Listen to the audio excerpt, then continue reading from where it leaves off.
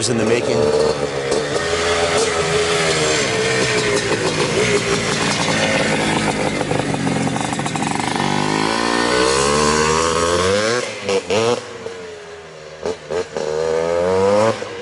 Thing reps.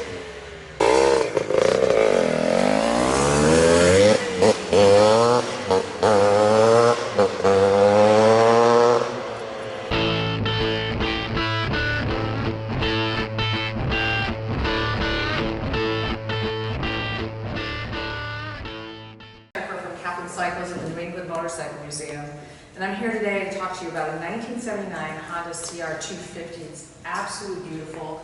I'm going to have Ken tell you all the details about it, and Ken Jr. will show the premium pieces of it. All right, here you go, Ken. Thanks, Jen. Yeah, this is an absolutely gorgeous 79 Honda CR250R that's had a frame-up restoration. This was owned by the general manager of Mickey Finn's Honda. This is his personal motorcycle, Mike. I used to work with Mike back in the 80s when I was in high school. I was a parts guy at Mickey Finn's Honda.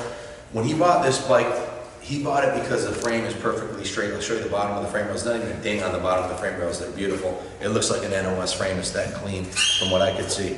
He started with a good, solid foundation, and being the GM of Honda dealer, he had access to parts, so he took the thing right down to the frame, split the cases, put a brand new NOS crank, brand new cylinder, brand new piston, brand new rings, went through the entire engine, all new gaskets and seals, brand new clutch, and then added on a DG pipe with the stock silencer, and this thing rips. I've had at least a dozen of these CR250Rs. I used to race them and in the woods and motocross. Matter of fact, my brother bought one brand new in 1980. So very, very familiar with this bike. It's a fantastic machine for vintage motocross or just riding. They're a lot of fun to ride. They have a low center of gravity, so they're really awesome in the woods and on the motocross track, which is what it's designed for. This bike here is probably one of the freshest CRs, 79 CRs I've ever seen in the last decade. This one here, like I said, the engine's brand new, has less than 2 hours on the motor. It's got a brand new air filter. This came from Larry McKelvey. Larry actually purchased it from Mike a while back, and this came from the Larry McKelvey collection. If you've seen some of the beautiful Can-Ams, and what else did we buy from Larry? A bunch of bikes. A couple old two-stroke Hondas and KX500, yeah, that's CR500. It's mostly vintage two-strokes. And matter of fact, his phone number, Larry McKelvey, has saved his KX500 Larry on my phone. So he's always had the big bore two-stroke since the 80s. Larry's always got beautiful bikes, and I try to buy them from him when I can. When we purchased this bike, we went through it front to back, put a brand new set of VMX plastics on it, front and rear fenders. They make the nicest looking reproduction graphics and fenders. We bought the graphics from them, and then the tank was sent over to Kevin Patterson at AMD Auto Body, and Kevin's been doing bikes for us for, well, over 5 years, and he laid down a beautiful matching coat of paint to the fenders, stunning Honda red, and then clear coated over the Honda wings. He did not clear coat over these he said these, for some reason, these decals, reproduction decals, weren't good to clear coat over, but he said that he couldn't clear coat over the side, so he did this clear coat over the side, but these are not clear coated over. The inside of the tank is immaculate. A lot of nice resto mods, modifications were done on the bike in addition to the DG pipe. These Fox Air shock, there's a small fortune tied up in these shocks. Larry purchased these shocks for the bike. He paid $800 for the shocks. Then he sent up to REP where they completely dismantled them. Larry has a very close friend that works at New England Chrome Plating, so he was able to get the shocks re-chromed for $100. I think retail would be substantially more than that, but it's brand new chrome plating on the shocks. REP charged $400 for the rebuild, so he has $1,300 tied up in the shocks alone. So the REP, like I said, REP had rebuilt the shocks. The forks were rebuilt also. It has a brand new set of Renthal bars, grips, some shorty levers with new perches, all new cables. Like I said earlier, the frame is the most important thing on these vintage bikes, and the motor. And to get a frame that's as clean as this they're just not out there unless you find one new in the crate. The pegs are perfectly straight and level. That's something that these get clapped out after 20, 30 hours of hard motocross. they get worn and bent and stuff. These are perfectly mint. Look at the pegs, look at the bottom of the frame. Anytime you're buying a vintage motorcycle, this is the first thing you do. These steel frames are notorious for being dented and bent from banging off of rocks. This one's absolutely straight. The bottom down tube here doesn't look like it's ever touched the ground.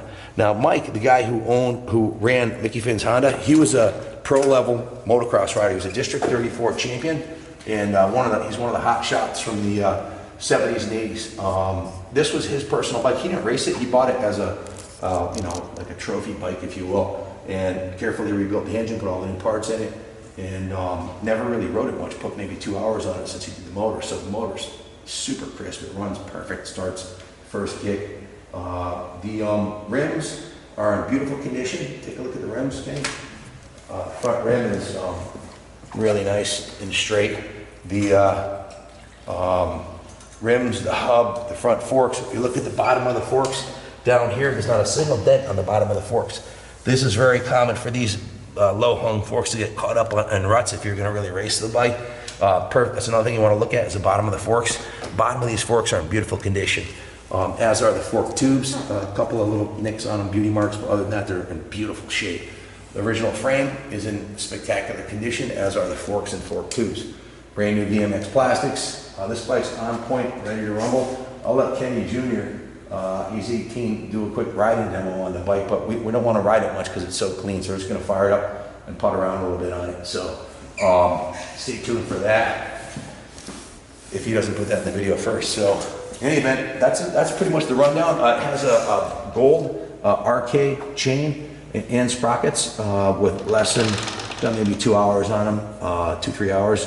Rear rim is in beautiful condition. No, I don't see any flat spots on the rim on this side and none on the other side. The hub's in beautiful shape. All the spokes are in excellent condition. I'm not sure if Mike had replaced the spokes. I don't think so. I believe those are original. One of the things I wanted to point out has this roller. It's a $50 aluminum roller. And I wanted to point out this part right here. This is an NOS part, this countershaft sprocket cover. Larry said that he paid $150 for that. So speaking of cost of items, there's a total of $4,820 in parts alone on this bike, including the shocks and the paint job. So, and there's a total of, I put down 40 hours labor. That's a very conservative number to do a frame off on a bike like this. So if you add up the $90 an hour of labor, you got $3,600 in labor and $4,820 in parts. It's a total of $8,405 is the value that was invested in this bike. The paint job on the frame is in excellent condition. A couple little nicks on the paint from mounting the shocks and from transporting it and that kind of thing. A couple little wear marks on the frame paint. Something that could easily be touched up. We didn't monkey around with any of that. We left that just the way it was when it came here. Carb's in beautiful shape. Air box is in beautiful shape. This is original stock baffle, which is in excellent condition. That's another item that is easily beat up and rare to find in that kind of shape. So it really barks in VG pipe. We'll demonstrate that in a minute. So going down the parts list, I think I pretty much covered everything. Let me just take a quick look here. Oh, the seat, this is a 1980 CR250R seat cover. Yes, Mike liked that better, that design better, so that's what he put on it. I went over the shocks, cables, pretty much everything else, crossbar, Renthal crossbar, that pretty much covers it in the new paint job. So, nothing anything out, Kenny, or does that pretty much cover the whole thing? That sums it up, Ken. All right, we're going to take it for a quick ride. If you have any questions about the bike, give us a call, 860-454-7024. I guess I'll summarize by good luck finding a nicer one. I've been riding these since the 70, 78, 79, 80, when these were the bike to have. What was that, 37 years ago? Most of them got ridden into the ground. Certainly the ones I rode got destroyed, and the ones my brother rode got destroyed. So to find one like this is like a time capsule, and it's been carefully upgraded with the best period correct modifications, the shocks, the pipe, and it's all NOS parts on the motor. So like I said, VMX plastics are the best. Paint job's on point. It's a beautiful paint job. So you're not gonna, first of all, you're not gonna buy one for $2,000 and create this and spend less than Mike, Larry, and I did, because the three of us had our own hands in the restoration. Mike did that engine, Larry did the shocks and a few other things, the seat, and we did the tank fenders and graphics. So everybody had everybody put thousands into it. So it's an excellent value and sure to go up in value. So good luck bidding on this bike, and God bless America. So we're going to give you a quick demo of the bike because there's nothing like hearing it run to really show the true beast that this thing is. Before we fire it up, I want to point out the tires front and rear are brand new. Still have the nubs on them. Tires, tubes, and rim strips, front and rear, on point with the nubs still on them. So if we wear a couple off going up the driveway, you'll know they were brand new. So go ahead, Kenny, fire it up. Starts first kick. I had just ran it for a couple of minutes to warm it up so he wouldn't bore you with a long warm-up. But fires right up, stone cold, first kick.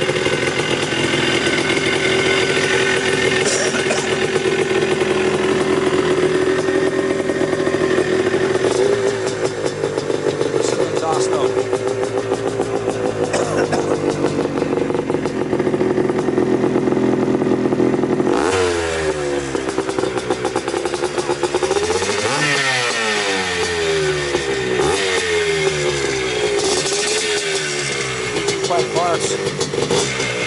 I'll take it up down the driveway a couple times.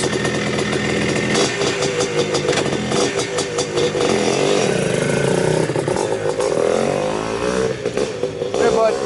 Buddy, come here. Come here, bud.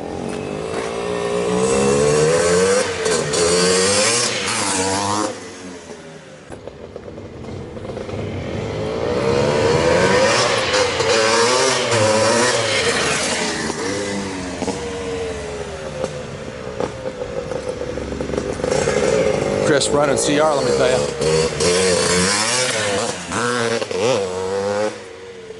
That's what they're supposed to sound like. We're almost done with the museum building here. The contractors are here working today. Years in the making.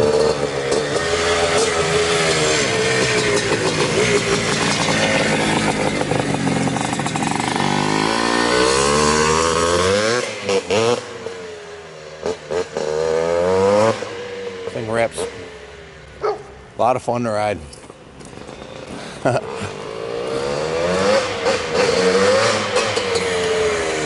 out of the way, buddy. Take it for a rip up the street. Want to do like a fifth gear drive-by?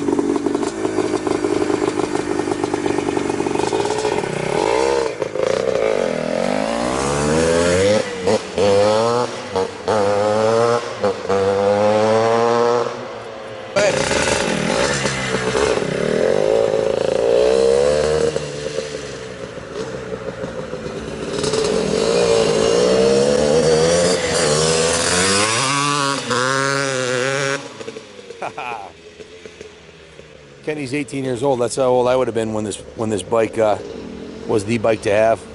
Actually, I was 15 in 1980.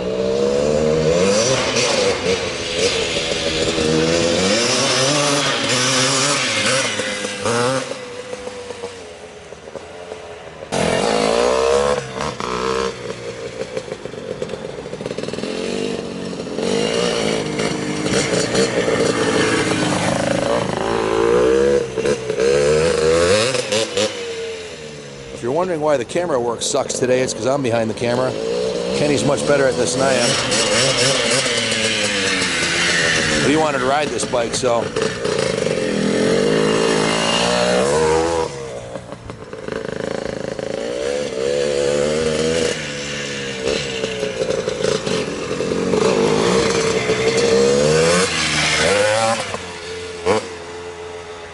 Vintage motocross racing is a lot of fun. They have an event at Unadilla called MX Rewind every year. This would be the bike to take there, or to Mid-Ohio.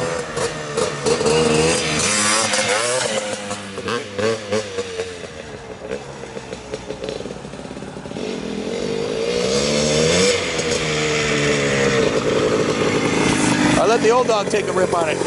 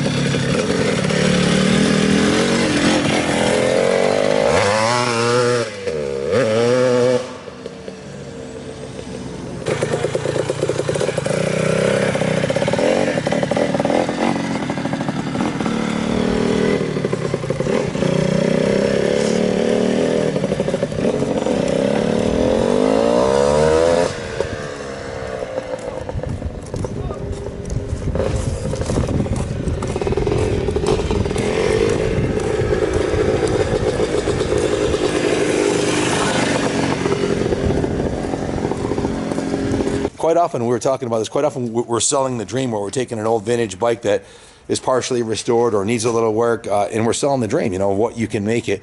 Well, this is the dream. This is as good as it's going to get on an Elsinore 250. All the work's done, and like I said, there's thousands and thousands of dollars and a ton of time and labor put into restoring this bike. So good luck bidding on it. God bless America. Larry had pointed out to me, and I don't notice any leaking, but Larry said after REP, the suspension pros rebuilt the suspension, that that they were leaking a little bit. So I'm not sure if they should go back to REP. We're selling it as is. The shocks worked good when Kenny rode them, when I rode them, but they may be leaking oil or a little bit of air. They are rebuilt. They have new chrome shafts. There's $1,300 topped up, tied up into them. He's got a little bit of rainwater and snow on them, but they're fantastic shocks. They just probably need a little fine tuning. So, but they're being sold as is. So, just want to mention that too.